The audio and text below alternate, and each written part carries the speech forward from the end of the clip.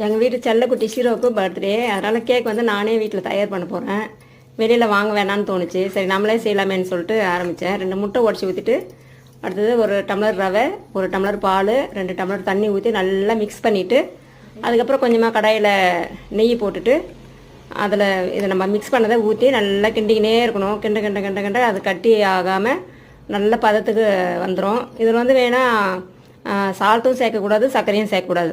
அவள் தான் இந்த பால் டேஸ்ட்டுக்கு தான் அவன் மெயினாக சாப்பிட போகிறான். பால் டேஸ்ட்டு, நெய் டேஸ்ட்டு, தேங்காய் எண்ணெய் ஊற்றி தானே மிக்ஸ் பண்ணுறோம். அதனால் நல்லா வாசனையாக நல்லா சாப்பிடுவான்.